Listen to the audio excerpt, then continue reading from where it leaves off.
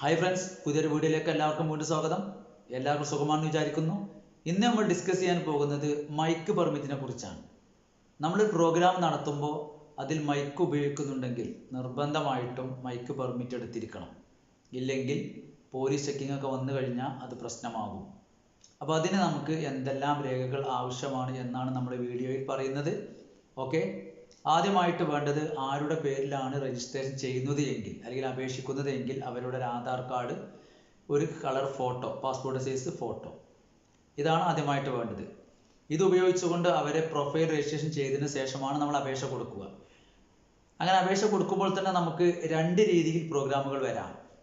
ഒന്ന്, നമ്മളൊരു സ്റ്റേജ് കെട്ടി നടത്തുന്ന ഒരു പ്രോഗ്രാം. രണ്ടാമത് വരുന്നത് ഇപ്പം മൈക്ക് അനൗൺസ്മെൻറ്റ്, അതായത് ഇപ്പോൾ വാഹനത്തിൽ അനൗൺസ്മെൻറ്റ് നമ്മൾ കേൾക്കാറുണ്ട്. അതിന് എന്തൊക്കെയാണ് ആവശ്യമുള്ളത്, അതുപോലെ തന്നെ ഒരു പ്രോഗ്രാം അവിടെ ഒരു സ്ഥലത്ത് വെച്ച് നടത്തുകയാണെങ്കിൽ അതിനെന്താ വേണ്ടത് നമുക്കൊന്ന് നോക്കാം. ഈ പ്രോഗ്രാം നടത്തുന്നത് ഒരു വ്യക്തിയുടെ സ്ഥലത്താണെങ്കിൽ, ഉദാഹരണം ഒരു ഗാനമേള നടത്തുകയാണ്, അപ്പോൾ അതിന് ഒരു പ്രൈവറ്റ് വ്യക്തിയുടെ അല്ലെങ്കിൽ ഒരു സ്വകാര്യ വ്യക്തിയുടെ സ്ഥലമാണെങ്കിൽ ആ വ്യക്തിയിൽ നിന്നും നമ്മളൊരു കൺസേൺ ലെറ്റർ വാങ്ങിയിരിക്കണം. അദ്ദേഹത്തിന് ആ പ്രോഗ്രാം അവിടെ നടത്തുന്നതിന് സമ്മതമാണ് എന്ന് പറഞ്ഞൊരു ലെറ്റർ അയാളുടെ കയ്യിൽ നിന്നും നമ്മൾ എഴുതി വാങ്ങി ഒപ്പിട്ട് വാങ്ങണം. അത് ഇതിൽ അപ്ലോഡ് ചെയ്ത് കൊടുക്കണം. ഇനി അതല്ല, ഒരു പ്രോഗ്രാം നടത്തുന്ന ഒരു സംഘടനയുടെ കീഴിലാണെങ്കിൽ മിക്കവാറും എല്ലാ സംഘടനകൾക്കും അവർ ലെറ്റർ പാഡ് ഉണ്ടാവും.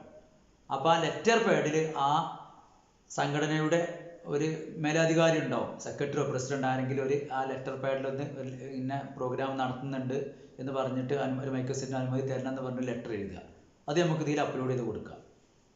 മനസ്സിലായോ? ഇതാണ് കാര്യമായിട്ട് വേണ്ടത്. അതേസമയം ഒരു വാഹനത്തിലാണ് ഈ മൈക്ക് ഉപയോഗിക്കുന്നതെങ്കിൽ, അഥവാ ഇപ്പോൾ വാഹന പ്രചരണം നടത്തുക, ഇപ്പോൾ ഇലക്ഷനൊക്കെ നമുക്കൊരു വാഹന പ്രചരണം നടത്തുന്നത് നമ്മൾ കണ്ടിട്ടുണ്ട്. അതുപോലെ തന്നെ ഇപ്പോൾ ഏതെങ്കിലും സ്ഥാപനത്തിൻ്റെ പരസ്യം വാഹനത്തിൽ അനൗൺസ്മെൻറ്റ് ചെയ്യുന്നതൊക്കെ നമ്മൾ സാധാരണ കേൾക്കാറും കാണാറുള്ളതാണ്. അപ്പോൾ അത്തരം വാഹനങ്ങളിലാണ് ഇത് ഉപയോഗിക്കുന്നതെങ്കിൽ ആ വാഹനത്തിൻ്റെ RC വേണം, ആ വാഹനത്തിൻ്റെ ഇൻഷുറൻസ് വേണം, ആ വാഹനത്തിൻ്റെ പെർമിറ്റ് കോപ്പി വേണം, അതുപോലെ തന്നെ ആ വാഹനം ഡ്രൈവ് ചെയ്യുന്ന ഡ്രൈവറുടെ ലൈസൻസ് കോപ്പി, ഇത്രയും രേഖകൾ ആവശ്യമാണ്. ഇതൊക്കെ അതിൽ അപ്ലോഡ് ചെയ്യേണ്ടതുണ്ട്. എങ്കിൽ മാത്രമേ നമുക്ക് കൺസേൺഡ് പോലീസ് സ്റ്റേഷനിൽ നിന്നും അതിൻ്റെ മൈക്ക് പെർമിറ്റ് ലഭിക്കുകയുള്ളൂ.